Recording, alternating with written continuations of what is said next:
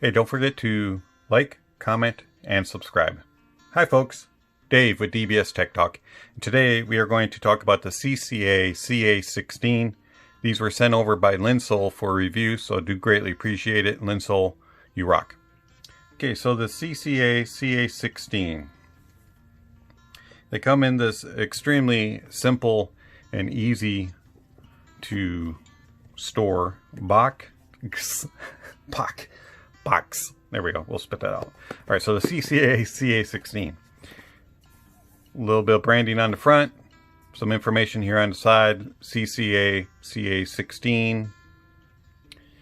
Weight 21.6 grams. They have a 3.5 millimeter terminated 2-pin cable. That is a 0.75 millimeter variety. Frequency response of 20 hertz to 40 kilohertz. Impedance of 24 ohms and sensitivity of 102 decibels. Very, very small box, size of my palm. Open it up, get a little bit of user guide information, nothing spectacular in there, your IEMs, and then a very small box for accessories. Put this back here. Okay, so the accessories you get is a bag of silicone tips, and they're nothing spectacular. They're doable. They're a little bit on the mushy side. You get a single flange, small, medium, and large, and then you get a medium biflange tip. They're doable, but they were not my favorite, so I did change out tips. You also get the dreaded KZ CCA cable. This is probably my least favorite budget cable around, so I highly recommend that you replace that also. Here are the IEMs themselves, and this is the replacement cable that I used, and here are the RHA dual density tip. So if you are wondering what the RHA dual density tip looks like, here's a case of them, and these are extremely well. They come with this nice metal tray. For 7 pairs, you get dual flange and singles. They cost about $15. You can also get a smaller one, which are just singles, for about $5. I'll link that down below. All right, so here's the cable, and the cable replacement is a CCA cable. It's a cubic braided silver plated upgrade cable, and I really enjoy it. It's built nicer. Has cool coloring in red, white, and blue. You have a metal casing for your 3.5 with some strain relief, and a metal split. And then from the split on, they do not really tangle and twist. Every now and then you'll have to untwist them when getting them out at first, but while they're on in your ears and sitting on you, they do not twist up and tangle. It's a very well controlled and well behaved cable. Tension is good on it.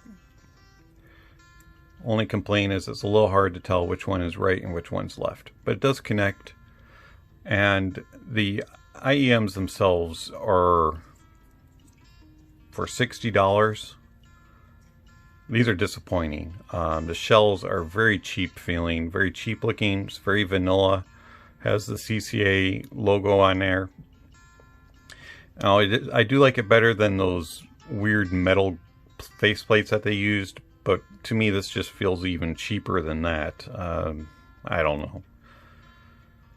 Very disappointing for $60. Size is fine. Comfort is adequate. It's not the best comfort around, but it's not awful. A couple hours before your ears really start to hurt. You have gold-plated nozzle. It is a little bit of a short nozzle, but it works with most tips. Didn't have anything falling off and sticking in my ears. RHA tips squeeze on very easily and stay in place. For example, how cheap this shell looks. If you just take a Jade Audio EA1 for $30, that just looks so much better than the CCA.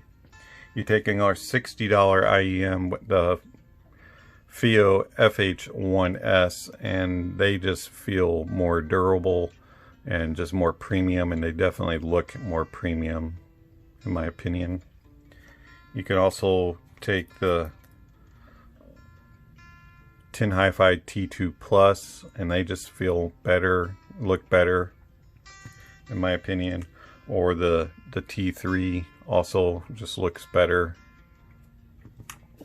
So if design and feel and build quality of a shell is important to you, these will disappoint at $60. As I said, comfort's okay, not anything spectacular. Isolating out of outside noises is adequate. It's not the greatest. Probably about 50% of outside noises is blocked. Does better if you put foam tips on. Or how do they sound? This is a typical V-shape, and if you have watched and listened to any of my reviews in the past, you will know that V-shape is not my preferred signature, and I really rarely ever like a budget IEM with a V-shape, and these changed my mind a little bit, just a little bit. These are one of the better implemented V-shapes. It's not the greatest, and it's not my favorite sound signature in a budget IEM, but for $60 it's adequate. Sub bass is a little bit lacking. You do have some details there, but it really doesn't have any body or girth to it. It's just kind of present when it needs to be, but it never really puts forth a foot of authority. The mid bass and upper bass is more prominent. You do get a little bit of a slam and thump there, but it's a little bit slow on decay, so it sounds a little thicker and warmer. It is fun sounding, but it does bloat up details, and it will make things sound one note at times, especially on more busier, bassy tracks. Mids are uneven. The lower mids sound a little bit farther behind than the upper mids, and that really throws instruments and vocals off. Male vocals will sound further behind in the mix and thinner. Instruments like pianos will sound less energetic and a little dull on the lower register keys, and on the upper register keys they'll be a little too energetic and have a little bit of unnatural sound to them, so a keyboard will not sound quite even. Guitars are the same way. Bass guitars sound a little thin and a little behind in the mix. Electric guitars and acoustic guitars will be a little bit more forward and a little more prominent. Acoustic guitars also have a little bit of metallic timbre to them and will sound slightly unnatural. Other instruments are also affected. Strings and woodwinds especially. Woodwinds will sound a little too raspy and a little too just a little too breathy in my opinion. It just doesn't sound natural. Going into the treble, lower treble is a little more prominent than the upper treble, and it does lack some air up top and will sound a little stuffy. Good energy going forward up to about 10K, and then it kind of drops off and you kind of start losing a little bit of that energy and air that you're looking for, and it'll make things sound a little stuffy and a little bit cluttered. Clarity is okay, as I said, going to about 10K. Overall, it's a fairly smooth treble, except for in the lower bits. It is a little bit forward, can have a little bit of harshness, and doesn't resolve the best. Overall, though, it is a fairly pleasing and warm sound signature for a V-shape. Just a few issues there with the mids being uneven and a little bit too forward lower treble. But it's not shouty or assertive. It just has its moments of dysfunction, I guess, and doesn't sound cohesive. Soundstage is a mixed bag. Soundstage is not the widest, but it's not super narrow either. It's kind of on the average side, but it's very 3 sections. So it's right, center, left, and then the center image is very prominent, and it almost forces and funnels everything into the center so that the outside peripheral sounds sound more distant, and when they travel, it's kind of quiet, quiet, quiet, loud, quiet, quiet, quiet. And so it doesn't do a really good job of imaging and being balanced in the soundstage. It does a decent job of isolating, separating out, so you can tell what the different instruments are and where they are. It just doesn't place them properly, and it really struggles in that regard. I found that they struggled with gaming for me. When I was using them for my sim racing, everything sounded like it was inside the car or right immediately around the car. I couldn't really tell distances, and I couldn't accurately place some of the information that I needed to know, like where cars were behind me or beside me, what tire was rubbing, what tires were scrubbing across the track as I was sliding and trying to get traction, things like that. So it struggles in the soundstage a little bit. You don't notice it as much in music as badly, but it does kind of funnel everything in towards the middle a little bit. Overall, the CCA CA16 is not a bad IEM for $60. It's just disappointing in the build quality and just those flaws that come out with the uneven mids and the somewhat sharp sibilant treble at times, and then the more bloated bass can be a little bit too much at times, and it just was a very uncohesive, uneven, unbalanced listening session.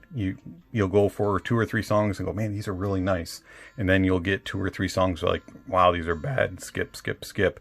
Oh, this is nice. Oh, oof. Skip, skip. Oh, here's a nice song. So it just kind of is,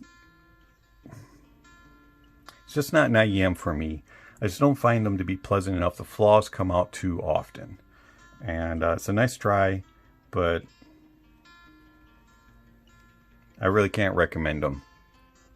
The 1BA, the 1 dynamic, the 7mm micro dynamic, does a nice job in the bass, but it could use a little bit more help. Maybe either being a little bit bigger or having some help with a BA driver in there.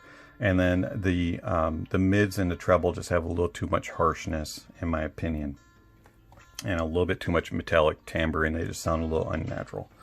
If you're looking at $60 IEMs, I would look at the Jade Audio EA1. In fact, you can get 2 Jade Audio EA1s for the price of 1 CA16, and these, in my opinion, are the better value.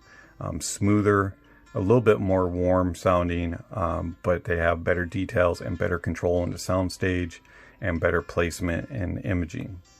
Also, you can go with the Tin Hi-Fi T2 Plus. They have a better soundstage control and imaging, have a little bit brighter sound, but they do just in overall better details in the bass.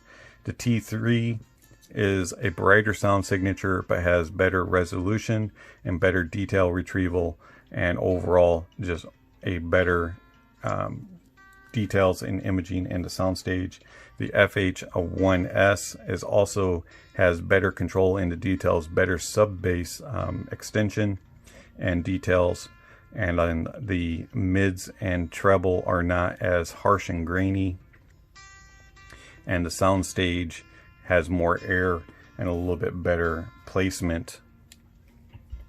So overall, the CCA CA16 is a decent option at $60, but you can do better, in my opinion, and